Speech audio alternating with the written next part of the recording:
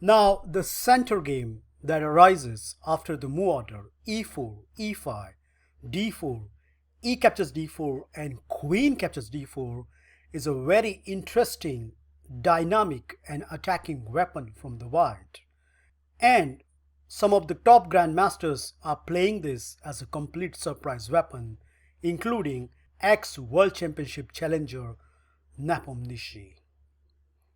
The idea is, after knight to c6 and queen to e3, as you can see I have highlighted by the arrows, generally what happens is white take out his queenside pieces and quickly goes on the queenside castle, where on the counterpart black is going to do the same except on the king side. So we have a very fun and aggressive position just in the opening, and that's why it has been preferred at all level of chess.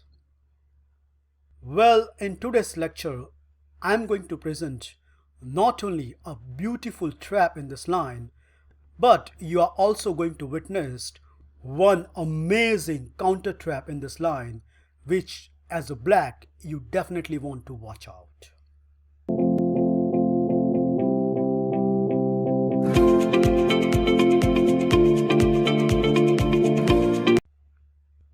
Now by far, if you look at the database here, knight to f6 is the mainline move.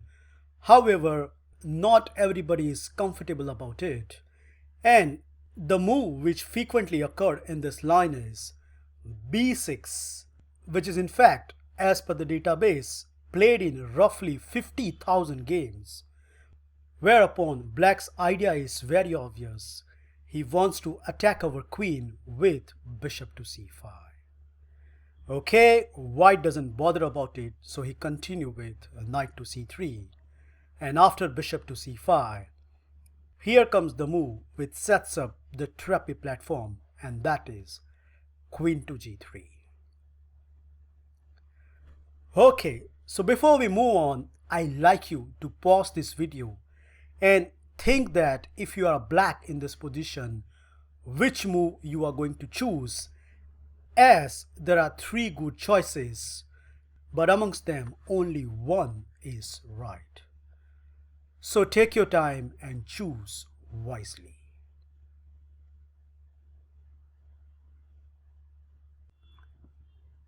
Okay, let's see each by turn.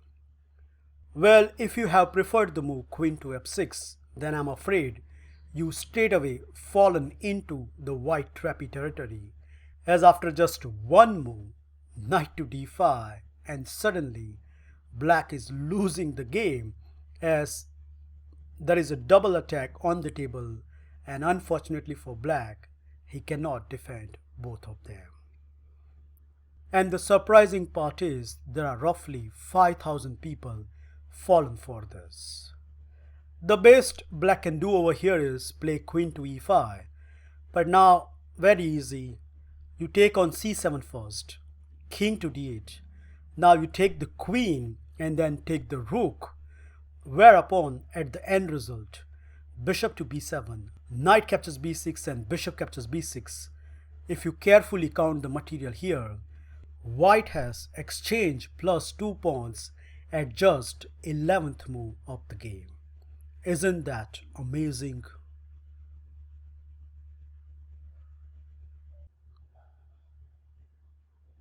The second most fascinating trap occurs if your opponent continue with g6, which at first sight parries all the threat, but believe me, after this, white is forcefully winning. Yup, if you want, you can try it by yourself. I'm showing you right now. The first move is very obvious. Yup, we play knight to d5, attacking on c7. If bishop to d6, then bishop to f4 is a very strong reply. So more or less, black has to play the move d6. And after this, the wonderful move, queen to c3, continue the white initiative as the rook in the corner hangs, and the only way to protect it is to play f6. But now another strike happened on the board. bishop to b5, attacking the loose knight. And here it doesn't matter wherever black placed the bishop, let's say bishop to d7, unpinning the knight. Can you see the deciding blow? Congratulations if you find the sequence. Bishop takes c6, bishop takes c6, and the sting in the tail. b4. And after this, white is winning the piece in a broad daylight. Well, the best black can do over here is bishop captures d5, but after pawn takes d5, that piece is not going anywhere. And there's a game in the database where black give this check and after knight to e2 and sack the bishop, but after king takes f2, white comfortably does the artificial castle, and don't forget, he is a completely piece up.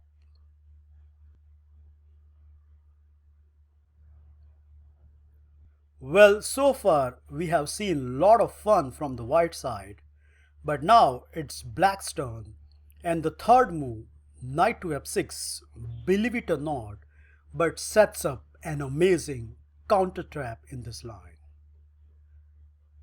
So at first sight it looks like black has made a blunder, and can't white can easily take this pawn and attack the rook? Well, yup, he can do it, except one problem, that white has fallen straight away into black counter trap territory. The trappy sequence starts with rook to g8 and after queen to h6. Can you see the deciding blow here? Well, you are absolutely right if you see the move. Bishop captures f2. Bam! What a move! Now, the obvious enough is you can't take this bishop, as after knight to g4, you lose your queen. So that's not a possible. And that means white king has to move. And as per the database, king to d1 is by far the most popular choice. But after this, black has pretty much forcing sequence, which gives him a completely upper hand. Well, recently this happens in a FIDE game, and I just like to show you how quickly black finish up the white.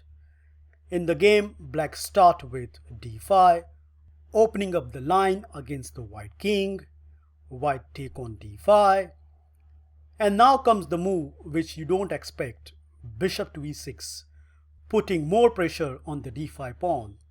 So white blocked the file with bishop to d2. But indeed, after the few exchanges, knight takes d5, knight takes d5, and queen takes d5, black is all set to castle on the queen side and then become hell loose on the king caught in the center.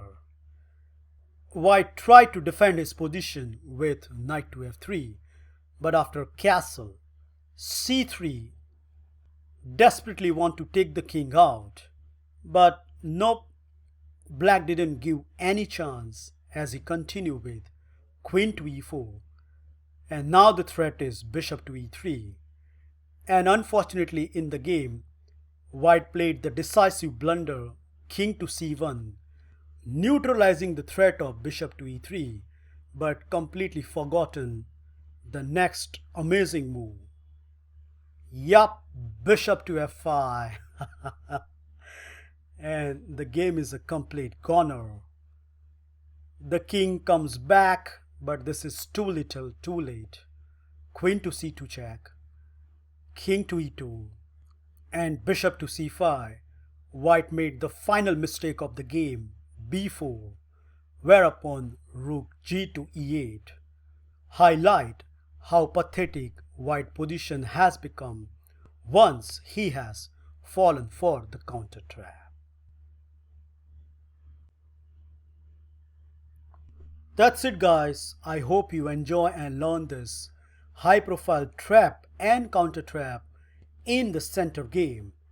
Remember, after bishop to g5 and the move queen to g3, two moves, queen to f6 and g6, leads to the trap where knight to f6 leads to the amazing counter trap.